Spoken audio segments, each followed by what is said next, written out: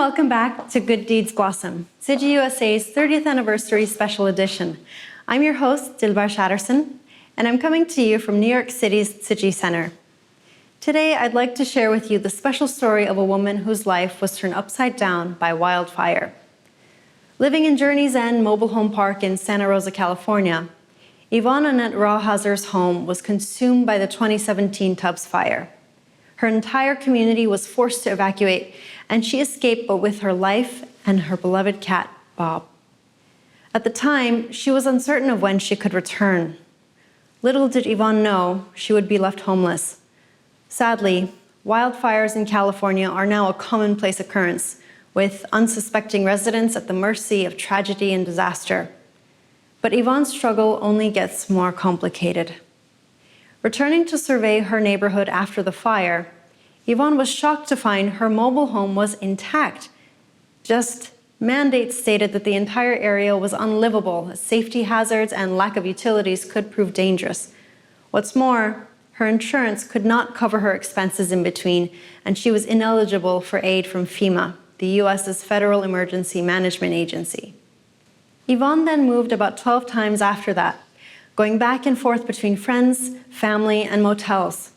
Making ends meet with rent was only compounded further with an ongoing illness. One fateful day, City volunteers came across her path through Tubbs Fire Relief and made a commitment to stay by her side as she fought onward.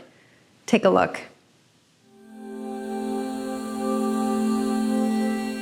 The day of the fire, I was sleeping with my screen door open. I could smell smoke. I looked up at the moon, and it was red. And then it was like in a Tim Burton movie where this wisp came over and swirled around the moon, and the sky turned black. 3 in the morning, bam, bam, bam, my neighbor Judy, she's going, "We gotta evacuate." I'm like, "What?" That's when Equus was all on fire.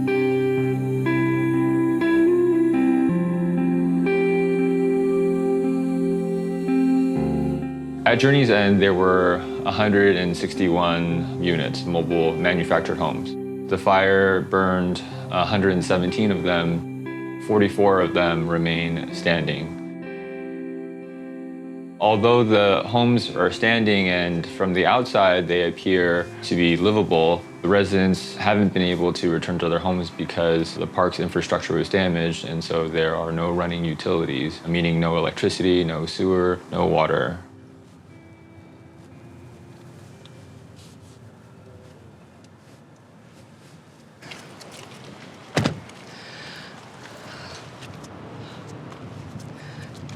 The front of my house, the window, I have double pane windows, and so the front pane blew out. But so you can see the glass here from the window blowing out. So you can see that door's been left open by the burglars. So here's my lovely, condemned, red tagged house. So this was my bedroom here, and we kind of cleaned it, and we threw a bunch of stuff in the closet. I just have to see what's still here and what I want to keep and what I'll pass on to the universe. Because there's people, you know, they lost everything. And so it'll just help everybody. And that's just something I really believe in. One resident that we've been helping, her name is Yvonne Rawhauser. She was insured. She did everything right. She built a nice life for herself at Journey's End. She lived there for more than 30 years. The insurance companies didn't compensate her for her structure. My house didn't burn down. I didn't know what I was. I was in limbo.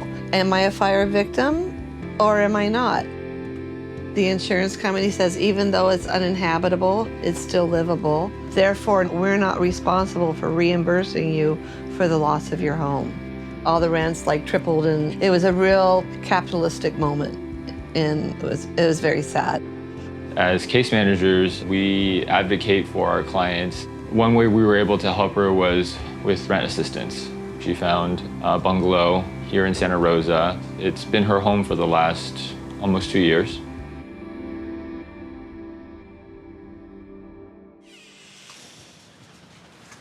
Hi, Yvonne. Hey, Howard, how are you doing? I'm good, how are you? Come on in. Thank you. Hey, so Howard, it's been a while since you've been here. Last time you were here, know. I had everything was in boxes and was moving in. This is my throw it room. This, like, a friend goes, "Oh, is this your garage?" because this was my 12th move. I counted between family, friends, and hotels. I was in 11 different places. This has just been such a time of transition and change and uncertainty and not knowing.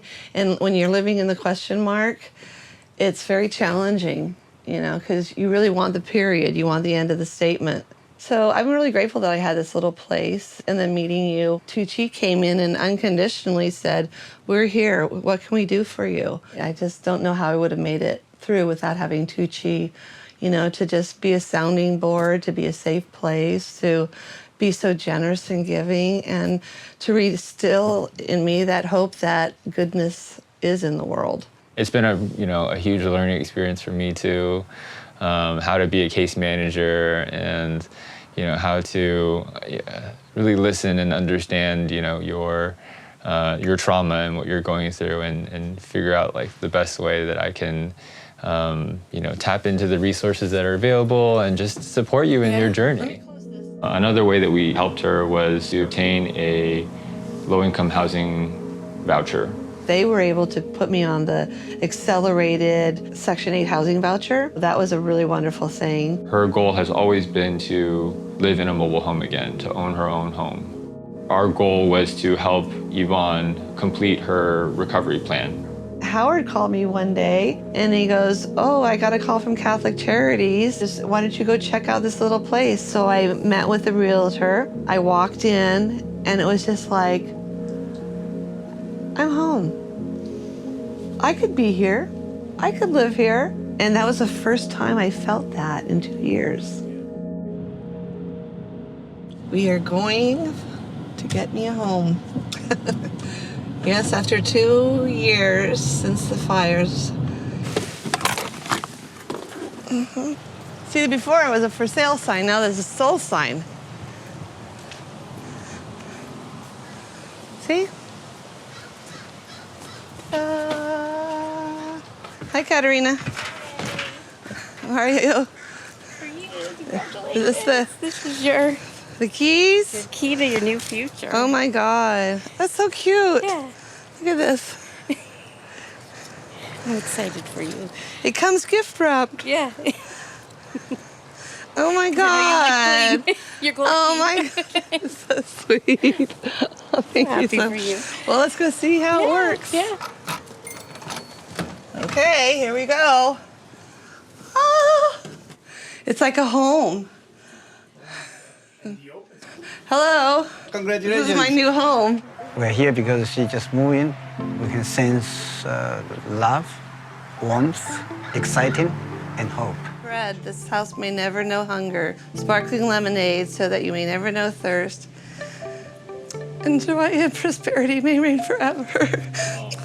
That is so thoughtful.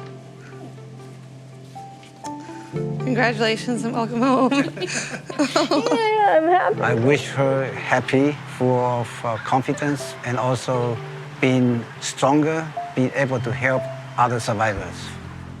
Great. But it's a really happy ending to a long, scary story. It's a long journey. Yeah, because when my neighbor banged on my door at 3 in the morning, I was thought, oh, we'll just leave for a couple hours and then I'll be back.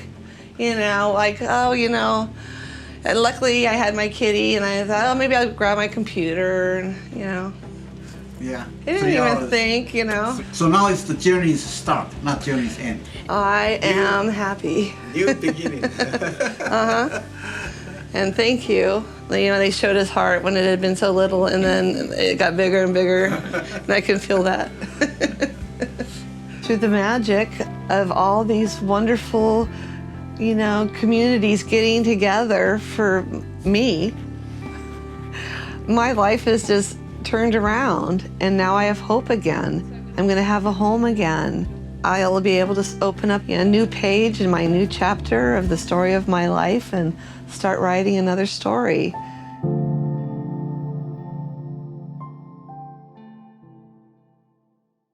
From one touching story to the next, we're skipping back to my hometown of New York City. When a few volunteers from Tzuchi's Northeast region heard the tragic news of the sudden death of NYPD detective Wen Jianlu, Their compassion compelled them to reach out to the parents and wife he left behind. His family couldn't believe what had happened.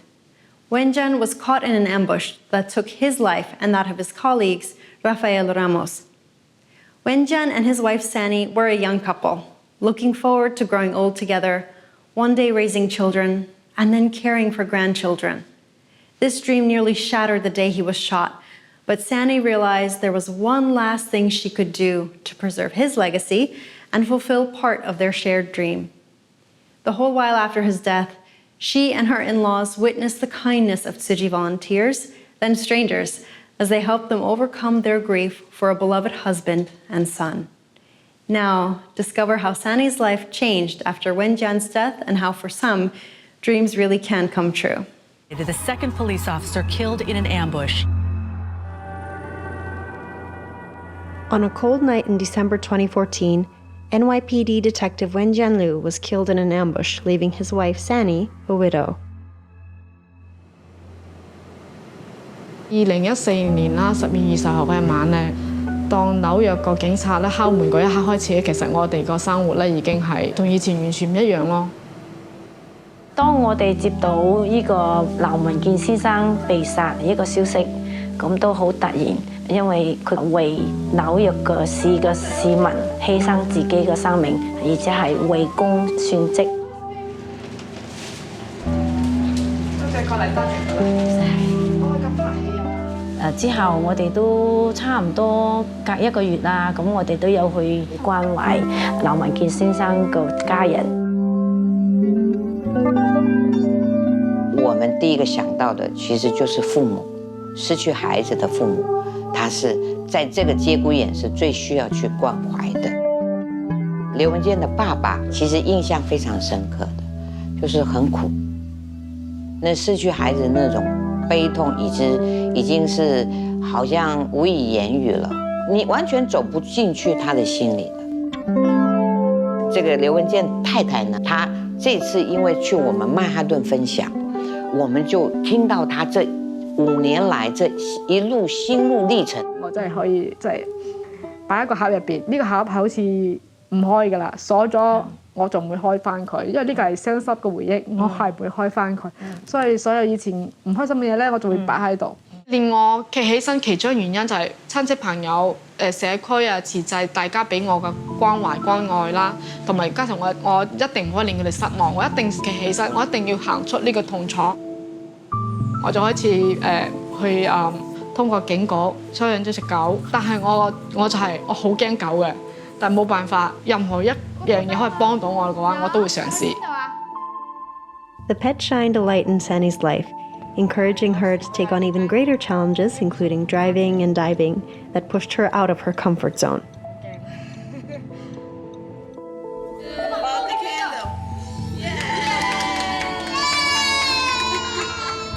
我同自己講，如果我內心唔夠強大，我點樣可以將來保護我個 BB？ 我一定要企起身，我一定要堅強，因為所有嘅嘢咧，一定要靠自己克服。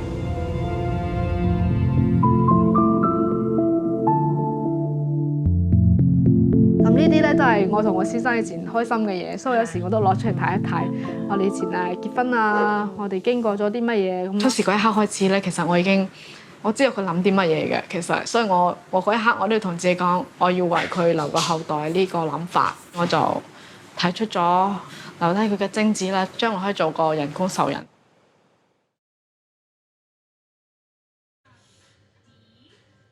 After Detective Liu's death, Sani requested the hospital cryopreserve his sperm. Then, after undergoing in vitro fertilization in 2016, she became pregnant and gave birth to a baby girl the following year.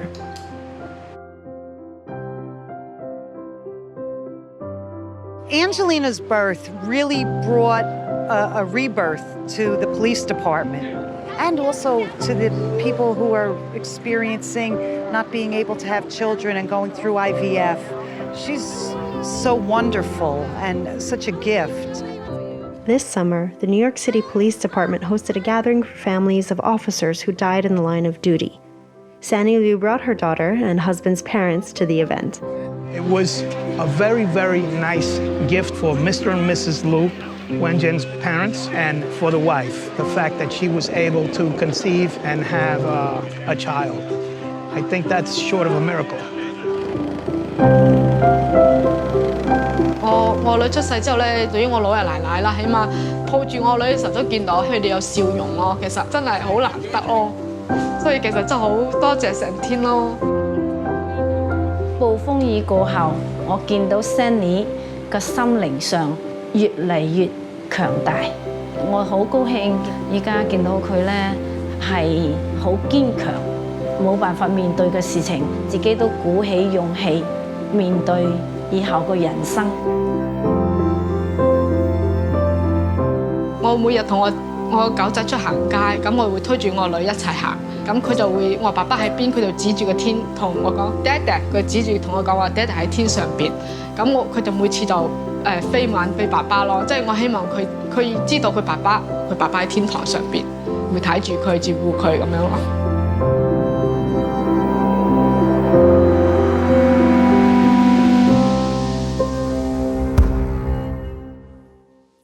It's not every day you meet a family like Sandy's, whose beautiful daughter is the silver lining of a dark cloud. Yet, while Tsuji volunteers offer their compassion for those families who are victims of crimes, Tsuji also works hard to rehabilitate those accused of them. The United States has one of the highest rates of recidivism in the world. Measuring through a period of 5 years, 76.6% of all released prisoners get arrested again. Why is recidivism so high? Part of it starts with huge gaps in the US criminal justice system, which lead to incarceration on a wide scale. In many ways, this overburdens the resources of prison facilities, which in theory should work to rehabilitate its inmates, but sadly leads to undesired results. What's more, many former inmates can have trouble falling back into the patterns of normal life, potentially leading them back to more familiar yet troublesome choices. Still, there are more issues that complicate these factors too, and we can ask ourselves why recidivism matters. When we reduce the number of people going back to prison, we save an individual's chance for a second go at life. At Tsuji, we believe we all have the capacity to awaken the light and pure goodness we all have inside, and returning to an environment as harsh and as inhospitable as prison makes this mission more difficult. Plus, when we work with individuals who have personally overcome a particular hardship, we recognize how much better equipped they can be to help another person in the same boat. So let's go to Seattle now and meet the incredible women who are proving there is hope for a wonderful life beyond bars.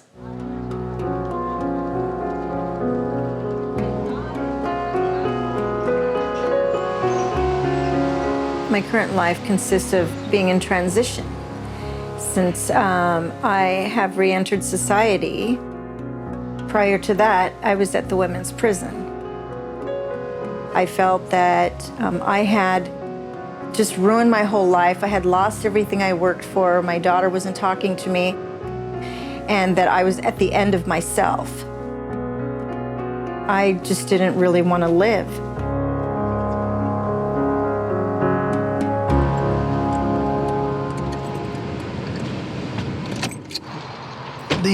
The transition process is not easy. Who's going to be receiving me once I walk outside that gate? In most cases, they're given an envelope with a bus ticket and $40. They step off the bus and there's nobody there. It is very important to support them because once they're out from the jail, they are in the real life. They need all the support. If you don't commit yourself to a transition plan, 67% will reoffend or relapse within their 1 to 3 year transition period.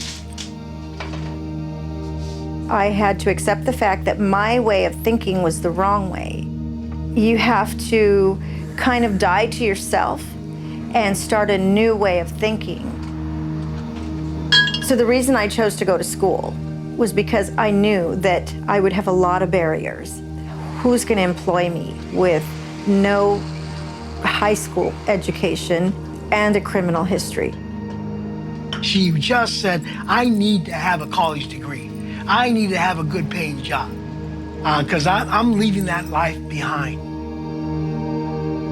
Then she earned a scholarship, became an honor student and graduated with honors.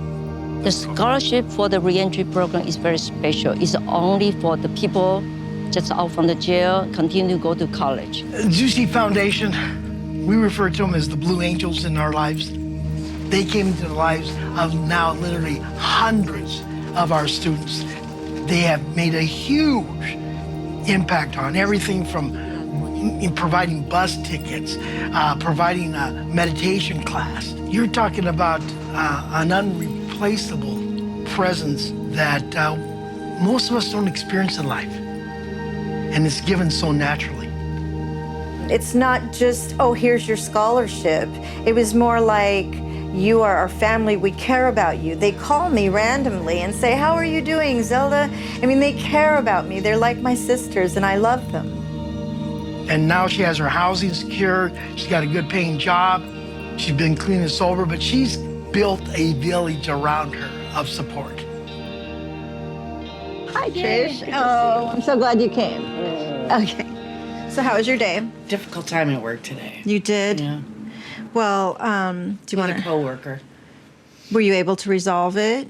My relationship with Zelda, she's my sponsor and my mentor and my friend. Once you become a sponsor to another individual, you're their sponsor for life. And you kind of take them under your wing and you just kind of help them through their journey. She leads the way for me. I couldn't have done it by myself. And so I imagine there are many people who are alone and feel like they just can't make it out, but you can. And there are people that are in this world to help. And my hope is that everyone finds that person. And I want people to know that it is possible to have a new life, to make good choices, and to be successful at it. I'm very much looking forward to one day being a sponsor. It takes a village.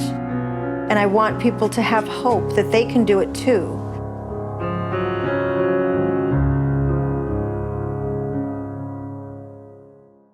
We hope the stories we shared with you today have left you willing to seek out the best of any situation and are willing to do the hard work it takes to overcome and thrive. Thanks so much for joining me for this episode of Good Deeds Blossom, CGUSA's 30th Anniversary Special Edition.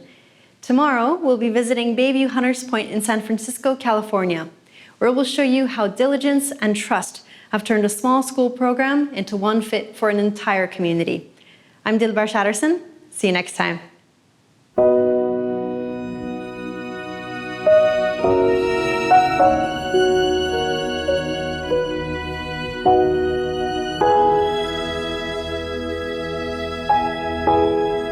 Thank you.